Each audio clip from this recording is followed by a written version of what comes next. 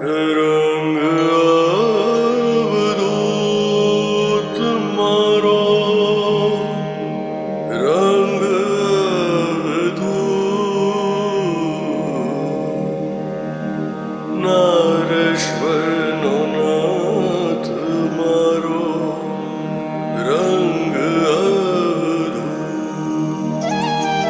રંગ અવધૂત મારો, રંગ અવધૂત નારેશ્વરનો નાથ મારો, રંગ અવધૂત. રંગ અવધૂત મારો, રંગ અવધૂત નારેશ્વરનો નાથ મારો, રંગ અવધૂત.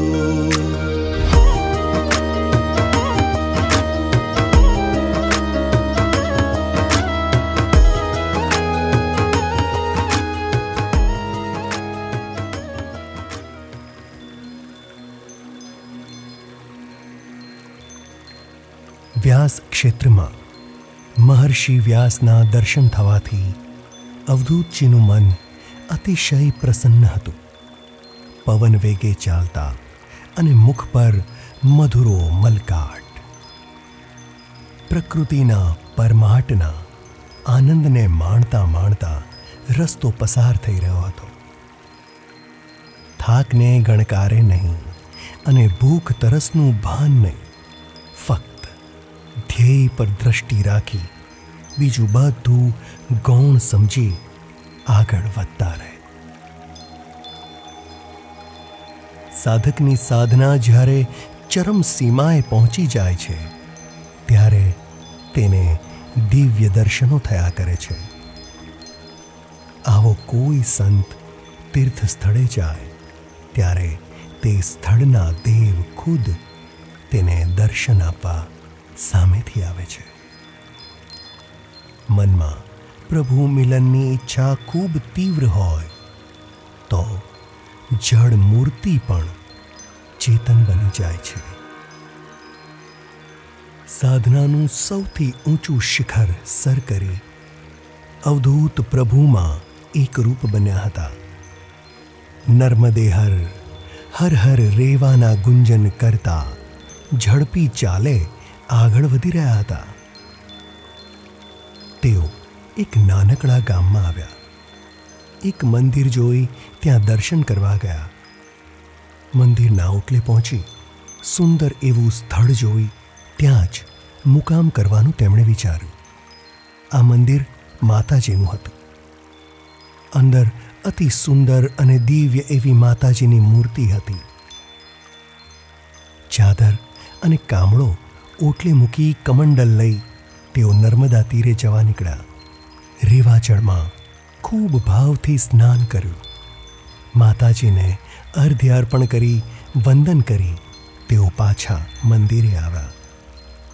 માના દર્શન કરવા ભાવથી તેઓ મંદિરના દ્વાર પર ઊભા રહ્યા. પણ મંદિરના બારણા બંધ હતા અને તેના પર તાળું મારી પૂજારી ઘરે ગયા હતા. હવે માતાજીના દર્શનની ઈચ્છા કેવી રીતે પૂરી કરવી? દર્શન માટે તેમનું મન ખૂબ આતુર હતું.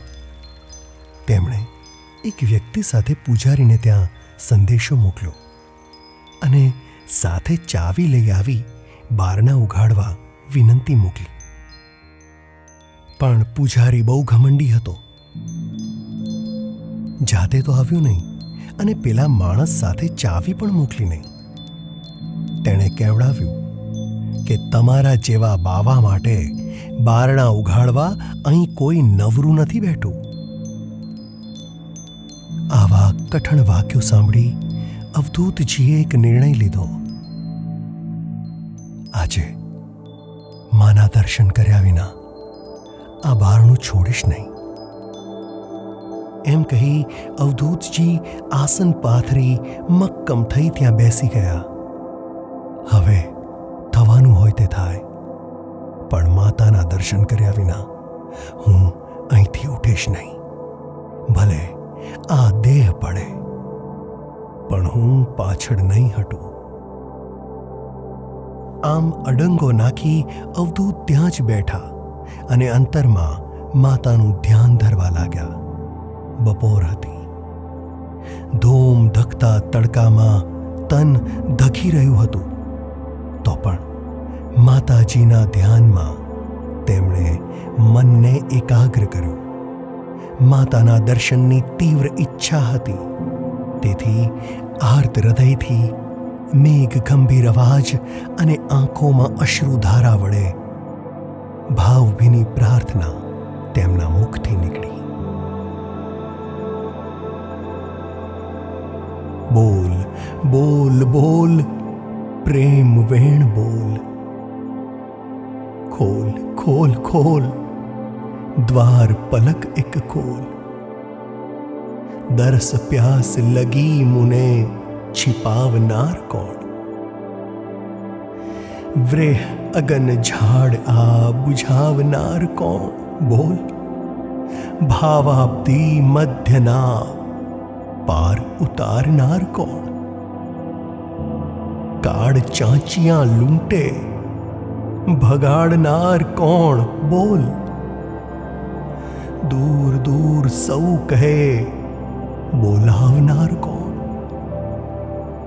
तू विना मात अंक બેસાડનાર કોણ. બોલ વિષય વિક વ્યાપ્યું બધે ઉગાડનાર કોણ. રંગ પ્રેમ અમૃત આજ પીવાડનાર કોણ. બોલ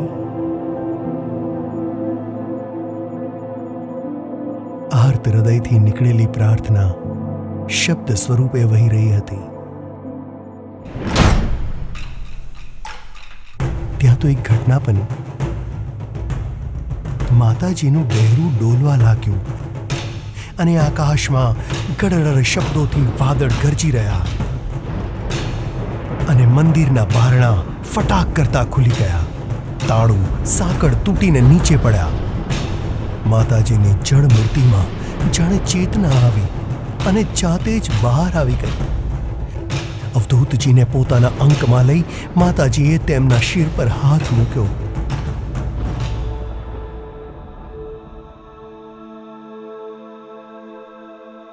અવધૂતજીના શરીરમાં નવી ચેતના આવી. તેમનું શરીર જે તપી રહ્યું હતું તેમાં માતાના વાત્સલ્યની શીતળતાનો સંચાર થયો. જડ ચેતન સ્થૂલ સૂક્ષ્મના ભેદો મટી ગયા અને ભેદની વૃત્તિના છેદ ઉડી ગયા. અવધૂતે નયનો ભરી ભરી માતાના દિવ્ય સ્વરૂપના દર્શન કર્યા. ઔપચારિક સ્તુતિ પ્રાર્થના બધું કરવાનું તેમને જરાય ભાન ના રહ્યું. તત્વમસીના તાલમાં તેમના મનનો હંસ સોહમના બોલ બોલી રહ્યો હતો. દ્રશ્ય દર્શન અને દેખનાર ત્રણેય જ્યાં એક થઈ જાય ત્યાં પ્રાર્થના કે પ્રણામનો વિવેક ક્યાંથી રહે? આવું નિત નવું બનવું એ સાચા સાધક માટે જ્ઞાનની ચરમ સીમા હોય છે. પણ આપણા જેવા પામર માણસો સમજ્યા વિના આ ભાવને ચમત્કાર સમજીએ છીએ. આત્મપંથીઓ માટે અશક્ય એવું કશું જ નથી હોતું. તેમની આસપાસ આવું સહજ રીતે થતું રહે છે. આવા આત્મલક્ષી સાધક ચાહીને કોઈ ચમત્કાર કરતા નથી, પણ જાતે જ આવા ચમત્કારો થતા રહે છે. આવા સાધક વિરલા કદીય રંગ કે દીન બને નહીં. સ્વયં સિદ્ધ ક્યારેય પ્રકૃતિને આધીન ના બને. પ્રકૃતિ ખુદ એમની દાસી બને અને તેઓ જેમ નચાવે તેમ પ્રકૃતિ તેમના આદેશ પરના છે. વળી મનમાં કોઈ અહંકાર નહીં અને થયેલા ચમત્કારનું કોઈ મમત્વ નહીં. જગત પ્રભુ જ પોતાના ભક્તનું ગૌરવ વધારવા આમ ચમત્કાર સર્જે એમ કહી ગર્વના બોજને ગાળી નાખી હલકા ફૂલ જેવા થઈને જગતમાં ભમે છે. પૂર્વે પણ બોડાણાના શુદ્ધ ભાવને કારણે દ્વારકાધીશના મંદિરના બારણા ખુલી ગયા હતા. ભક્તિભાવ જ્યાં હોય ત્યાં કશુંય અશક્ય નથી.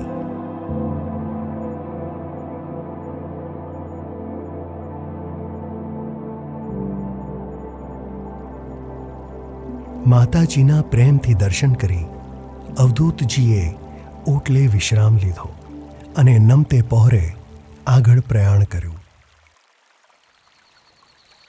બીજે ગામ આવ્યા ત્યાં તો રાત પડી. એક ધર્મશાળા શોધી તેમાં મુકામ કર્યો. ગોળનું પાણી લઈ કામળો પાથરી તેના પર શરીર લંબાવ્યું ત્યાં તો એક ગુજરાતી સાધુ આવી પહોંચ્યો. નર્મદે હર કહી બંને હાથ જોડી અવધૂતજીને તે વિનંતી કરવા લાગ્યો. પ્રભુ, હું તંબુરીઓ ભગત છું. તંબુરા સાથે ભજન ગાઈને જગતના નાથને રીઝવું છું. મારી ભાષા ગુજરાતી છે અને ગુજરાતી સંતોના ભજન ગાઉં છું, પણ હિન્દીનો કક્કો પણ મને આવડતો નથી. પરિક્રમા કરતાં મને બહુ મૂંઝવણ થાય છે. હિન્દી ભાષા મારાથી બોલાતી નથી. સામેવાળો હિન્દીમાં બોલે તો સમજાય નહીં. વારંવાર ભાષાની અડચણો મને આવતી રહે છે. હું એકદમ ગમાર છું. દયા કરી મને આપની સાથે રાખો, જેથી આ ભાષાનો મને કોઈ ભય ના રહે. હું આપની બનતી સેવા કરીશ, પણ મુજ ગરીબને તરછોડશો નહીં. મધુર સ્વરોથી તંબુરા સાથે ભજન ગાઈને હું તમને સંભળાવીશ. આ તંબુરિયા ભગતની વિવશતા જોઈ દયાળુ રંગ દ્રવી ગયા અને પોતાની સાથે આવવા તેને સંમતિ આપી. ભગત હરખાયા અને અવધૂત સાથે વિવિધ વાતો કરતા સાથે ચાલવા લાગ્યા. જંગલ ઝાડીમાં થઈને પસાર થતા મધ્યાહને એક ઝાડ નીચે તેમણે મુકામ કર્યો. ભિક્ષા વગેરેથી પરવારી આરામ કરવા તેમણે કામળો પાથર્યો.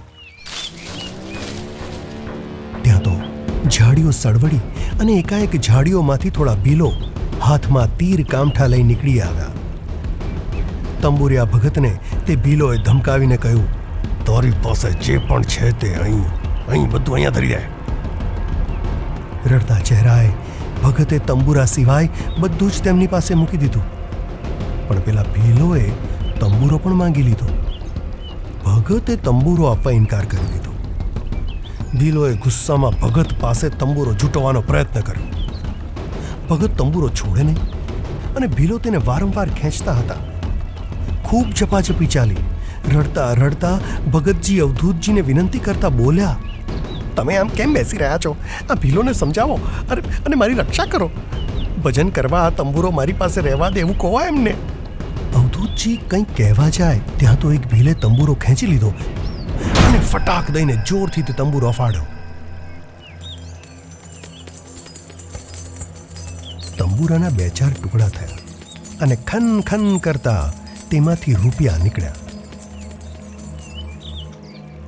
અવધૂતજીને ખ્યાલ આવી ગયો કે આ ભગતજી પોતાનો તંબુરો કેમ છોડતા નહોતા. રૂપિયા લઈને બધા ભીલ ઝાડીમાં જતા રહ્યા. ભગતને રડતા જોઈ શ્રીરંગ અવધૂતે તેમને પૂછ્યું, અરે ભગત, આવું શું કામ કર્યું? મારે વા પોતાના ભક્તને જ્યારે જે પણ જોઈએ તે આપી જ દે છે. માયાથી હંમેશા ભય ઉત્પન્ન થાય અને માયા માર પણ ખવડાવે છે. સંગ્રહથી હંમેશા સુખ જતું રહે. તેથી સંગ્રહમાં કોઈ સાર નથી. સંગ્રહ બધા દુઃખનું મૂળ છે. મારું માનો તો હવે પછી કોઈ વાર સંગ્રહ કરવાનો વિચાર કરશો નહીં. આમ બોધ આપી અવધૂતજીએ ભગતને બહુ ભાવથી સમજાવ્યા તો પણ ભગતની તંબુરાની પ્રીત કોઈ રીતે ઘટતી નથી. તેનું ચિત્ત વિહવળ બન્યું અને તંબુરાને યાદ કરી કરી રુદન કરતા રહ્યા. તંબુરા વિના હવે કેમ કરી ભજન થશે? તંબુરો મારા જીવનનો આધાર હતો. એના વિના મારું જીવન વેરાન છે. આમ બોલતા બોલતા ભગત રુદન કરતા જાય. તેને રડતો જોઈ અવધૂતનું મન દ્રવી ઉઠ્યું. તેમણે ભગતને કહ્યું, ભગતજી, તમે મન દુઃખી કરશો નહીં. નજીકના કોઈ ગામથી તમને ચોક્કસ એક નવો તંબુરો અપાવીશ. અમૃત સમાન અવધૂતની વાણી સાંભળતા ભગતજીનો શોક દૂર થયો. હર નર્મદે બોલતા બોલતા બંને આગળ ચાલ્યા જાય. સાંજ થતાં બંને એક ગામમાં આવી પહોંચ્યા. ગામની પાદરે એક ચોતરો હતો. ત્યાં કામળો પાથરી મુકામ કર્યો. તે સમયે ગામના એક ભાવિક ગૃહસ્થ અવધૂત સામે આવીને હાથ જોડી વિનમ્ર ભાવે બોલ્યા, આપ થાકી ગયા હોય એવું લાગે છે. બોલો, મારે લાયક કંઈક સેવા હોય તો કહો. ભોજન, ફળ, દૂધ, જે કાંઈ પણ જરૂર હોય તે કહો. હું અબઘડી આપની સેવામાં લઈ આવું. પોતે ભિક્ષા લેતા નહોતા, તેથી ક્ષણભર કંઈક વિચારી શ્રીરંગ બોલ્યા, સાંભળો ભાઈ, મને ભોજનની કે કંઈની પણ ઈચ્છા નથી, પણ પરહિત માટે એક માંગણી કરું છું. અવધૂતના વિનમ્ર વચનો સાંભળી તે ભાવિક ગૃહસ્થ વંદન કરી પ્રસન્ન થઈ બોલ્યા, જરૂર પ્રભુ, આ તો મારા ધન્ય ભાગ્ય છે. કહો, શી માંગણી છે? હું ઝટ દઈને લઈ આવીશ.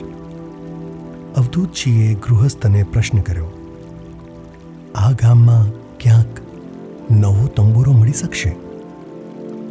ગૃહસ્થે જવાબ આપ્યો, હા, આ ગામમાં ઘણા લોકો તંબુરા બનાવીને વેચે છે. અવધૂતજી તંબુરિયા ભગતને ચીંધીને બોલ્યા, આ ભગત પોતાની પાસે જે તંબુરો રાખતા હતા તે તંબુરો કાલે ભીલ આવી એમની પાસે ઝૂંટવીને તોડી ગયા. ભગત ખૂબ દુઃખી છે અને તંબુરા વિના ભજન કરતા તેઓ ઉદાસ થઈ જાય છે. આ ભગતને તમે એક નવો તંબુરો ખરીદીને લાવી આપો. અવધૂતજીની વિનંતી સાંભળી ગૃહસ્થ પ્રસન્ન થયો અને હરખાતો તે તંબુરાની હાટ પર ગયો અને એક મજાનો તંબુરો ખરીદી વેગથી દોડતો આવ્યો અને તંબુરો અવધૂત પાસે મૂક્યો અને કહ્યું, આ તંબુરો તમે જ તમારા હાથે આ ભગતને આપી દો પ્રભુ. તે અવધૂતજીને પ્રણામ કરી જતો રહ્યો. તંબુરો મળતા ભગતજીના હૃદયમાં આનંદ થયો. તેણે અવધૂતજીના ચરણોમાં વારંવાર વંદન કર્યા. અશ્રુભીની આંખે શ્રી રંગ પાસે તેણે જીવનમાં કદીય સંગ્રહ ન કરવાનો પ્રણ લીધો.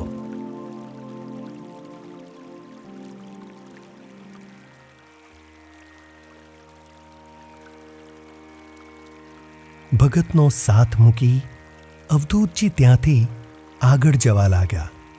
હર હર નર્મદે રટતા રટતા હાંસોટ થઈ તેઓ વિમળેશ્વર આવ્યા. સમુદ્ર સંગમના ભાવથી દર્શન કર્યા અને પછી તેઓ નાવમાં બેઠા. તે નાવમાં બીજા પરિક્રમાવાસીઓ પણ હતા. હર નર્મદે કહી સૌ એકબીજાને મળ્યા. આ નાવડી સર સર કરતી પાણીમાં સરકતી હતી અને નર્મદે હરનો નાદ ગૂંજી ઉઠ્યો. નાવ જેમ જેમ આગળ વધતી હતી તેમ તેમ સાગર સંગમના જળ ભીષણ થવા લાગ્યા.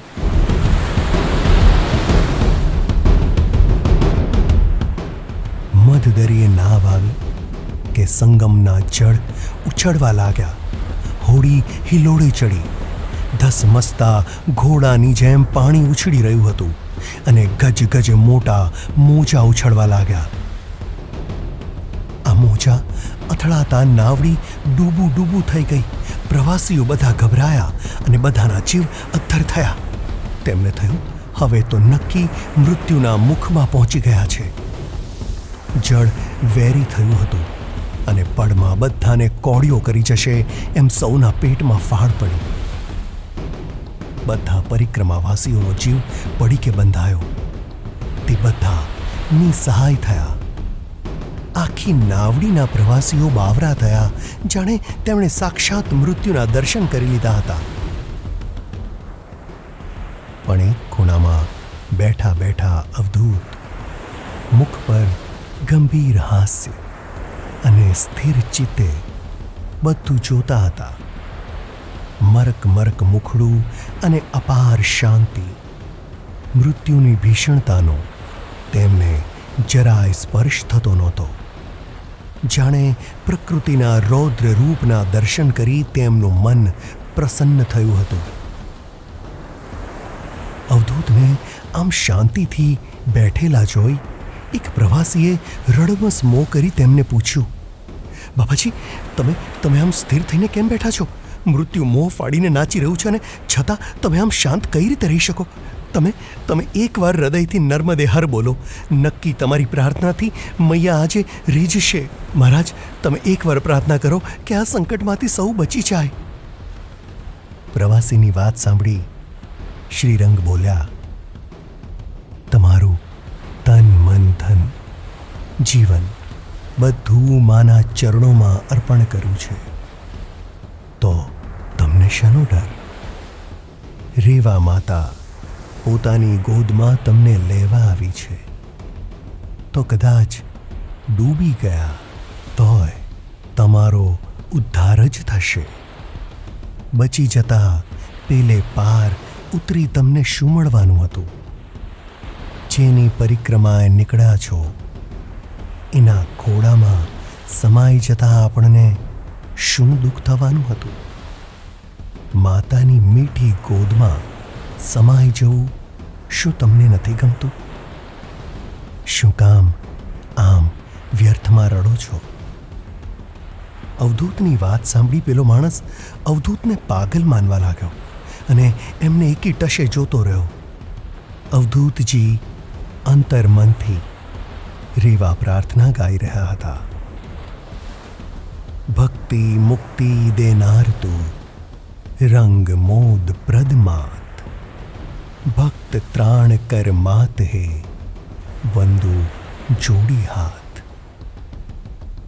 કલિમલ હારક માત હે, ત્રિવિધ તાપ હરનાર, શિવાત્મજા હે નર્મદા, જની મૃતિ તારણહાર. આમ મનમાં અવધૂતજી રેવા ગીત ગાઈ રહ્યા હતા. ભાવ ભીના હૈયામાં રેવા માતાનો પ્રેમ છલકાઈ રહ્યો હતો. અવધૂતજીની પ્રાર્થના સાંભળતા રેવા માતા રીઝ્યા અને બધો જલ ઉત્પાત બંધ થયો.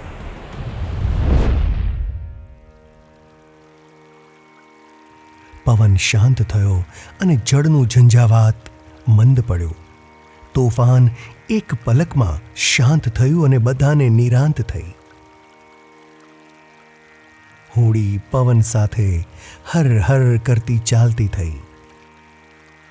બધા સલામત રીતે સામે ગામ ઉતર્યા અને રેવા માતાને કૃતજ્ઞતાથી પ્રણામ કર્યા. પેલા પ્રવાસીએ અવધૂતજીને બંને હાથ જોડી વંદન કર્યા. ધન્ય છે બાબાજી, આજે તમારી પ્રાર્થનાથી અમારું રક્ષણ થયું છે. બધા પોતપોતાના રસ્તે ચાલ્યા. અવધૂતજી ભરૂચને રસ્તે ચાલ્યા. ચાલતા ચાલતા સાંજે તેઓ ભરૂચ પહોંચ્યા. તેમના પરિચિતોને ખબર મળી કે તરત બધા અવધૂતજી પાસે આવ્યા. સૌ પ્રેમથી મળ્યા. ફળાહાર કરી અવધૂતજીએ આરામ કર્યો. તે સમયે ભરૂચમાં શારદા પીઠાધીશ શંકરાચાર્ય, જેમનું નામ ચંદ્રશેખરાશ્રમ, તેમનો ભરૂચમાં મુકામ હતો. તેમણે અવધૂતજીનું નામ સાંભળ્યું. પીઠાધીશને અવધૂતજી પ્રત્યે પહેલેથી જ ખૂબ માન અને પ્રેમભાવ હતા. તેથી બંને ખૂબ ભાવથી એકબીજાને મળ્યા. પોતાની પાસે બેસાડી એકબીજાના કુશળક્ષેમ પૂછ્યા. અવધૂતજીએ કહ્યું, હું પરિક્રમા કરવા નીકળ્યો છું, તેથી આજે ભરૂચ રોકાયો છું. 1-2 દિવસ આપની સાથે રહી પછી આગળ જઈશ. અવધૂતજીની વાત સાંભળી ન સાંભળી કરી પીઠાધીશે તેમને કહ્યું, સાંભળો અવધૂતજી, હવે મારે તમને સદાય મારી સાથે રાખવા છે. પ્રભાસ પાટણની મારી ગાદી હમણાં જ તમને સોંપી દઉં અને આપને મારા વારસદાર બનાવી ગાદીના બધા અધિકાર આપું છું. તમે હવે પીઠાધીશ્વર બનવા તૈયાર થઈ જાઓ. મારો બધો માન મર્તબો તથા સત્તા સંપત્તિ અને સાહેબી બધું તમને જ મળશે. હવે આજથી જ તમે મારી પાસે રહી જાઓ. આ ધરતી પરનું બધું જ સુખ ભોગવવા તૈયાર થઈ જાઓ. ખુદ શારદા પીઠના શ્રીમદ શંકરાચાર્ય તેમની ગાદી માટે અવધૂતને સમજાવી રહ્યા હતા. પણ આ તો અવધૂત છે, ત્યાગીના શિરતાજ, સત્તા સંપત્તિથી સદાય દૂર રહેનાર. સ્વામીજીની વાતો સાંભળી અવધૂતજી ફક્ત હસ્યા અને વિનમ્ર ભાવથી બોલ્યા, સ્વામીજી, આપનો મારા પરનો આ ભાવ જોઈ મારું હૈયું ખૂબ હરખાઈ રહ્યું છે. હમણાં હું પરિક્રમા કરી રહ્યો છું અને ધ્યેય પ્રાપ્તિમાં જ મારું સુખ અને શ્રેય છે. હું તો 1-2 દિવસમાં અહીંથી નીકળી જઈશ. નિયત સમયમાં પરિક્રમા પૂર્ણ કરીને જ રહીશ. મને ક્ષમા કરો. મારે કદી પીઠાધીશ બનવું નથી. પ્રભુ સ્મરણ જ મારું લક્ષ્ય છે.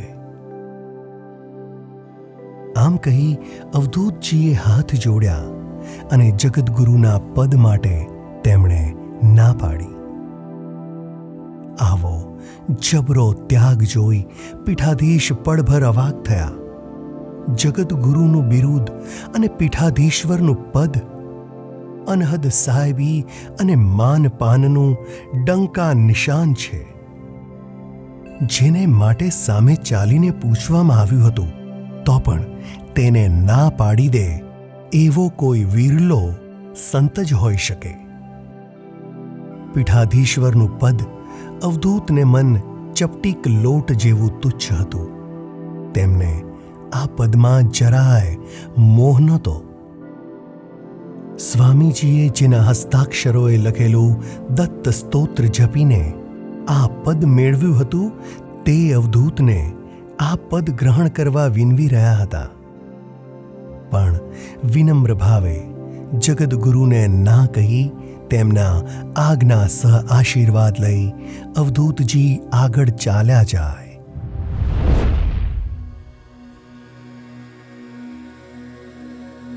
હર નર્મદેનો નાદ કરતા બધો શોક મોહ છોડી ઝડપી ચાલે ચાલતા જાય. આખી પરિક્રમા દરમિયાન સાવ ઓલિયા રહી બધા અભિમાન ટાળ્યા હતા. કેટલાય સુખ દુઃખ વેઠ્યા, ભૂખ તરસ અને થાક સહન કર્યા. જંગલ ઝાડી કોતરો ખૂંદ્યા, ઝરણાના પાણી અને ફળ ફૂલ ખાઈ જંગલમાં ઝાડ નીચે પડી રહ્યા. તાળ તાપ અને વરસાદ પણ સહન કર્યા. વન્ય પશુ અને વિષધરના પણ દર્શન કર્યા. ભયંકર જંગલોમાં પણ પડાવ કર્યો. વાઘ સિંહની ગર્જનાનો પણ લાવો લીધો. તરવરતા જંતુઓએ શરીર કોતર્યું હતું. આવા કેટલાય કષ્ટો વેઠ્યા. આ અનુભવોનું ભાથું તેમને પરિક્રમા દરમિયાન મળ્યું હતું. ચિત્ર વિચિત્ર સ્વભાવના લોકો મળતા. બધાની વિદ્ધ પ્રવૃત્તિ જોઈ શ્રીરંગનું મન ભરાઈ જતું. ભિન્ન ભિન્ન મનુષ્યોના ભિન્ન ભિન્ન સ્વભાવ, ભિન્ન વાતો અને ભિન્ન દેખાવ. આ બધી જ ભિન્નતાઓને ભેદી તેઓ પોતે અભિન્ન અડગ રહ્યા. મૌન રાખી જગતનું આ નાટક તેઓ જોતા રહ્યા. સુખ દુઃખના દ્વંદ્વોમાં તેઓ કોઈ દિવસ અથડાતા નહોતા. જુદી જુદી પ્રકૃતિના લોકોનો સાથ મળતો, તેમની સાથે એકતા સાધી તેમની સંગાથે ચાલતા. વિવિધ રંગી માણસો મળતા, પણ તેમના સંગનો રંગ તેમને લાગતો નહીં. સદાય નિસંગ થઈ ચાલતા. આવું ઘણું ઘણું ભાથું લઈ શ્રીરંગ ઓમકારેશ્વર આવ્યા. કુલ 108 દિવસમાં તેમણે પરિક્રમા પૂર્ણ કરી. મોર ટક્કા આવી ત્યાં બંને હાથ જોડી ગદગદ કંઠે અવધૂતજી રેવા માતાની પ્રાર્થના કરી રહ્યા. ધન્ય ધન્ય માં નર્મદા, વંદુ વારંવાર, પૂર્ણ કરાવી પરિક્રમા, ધન્ય કર્યો ઉદ્ધાર. બેસાડી નિજ અંકમાં બાળકને ઓ માત, જ્ઞાન સ્તન્યનું પાન હા કરાવ્યું તે સાક્ષાત. શેં ભૂલું ઉપકારમાં, પળપળ મુજ સંભાળ, રાખી તે પ્રવાસમાં ઉગારો નિજ બાળ. શી રીતે પ્રાર્થું તને, થયો મુખ સાક્ષાત. સાષ્ટાંગ નમસ્કાર તને, જય જય નર્મદા માત.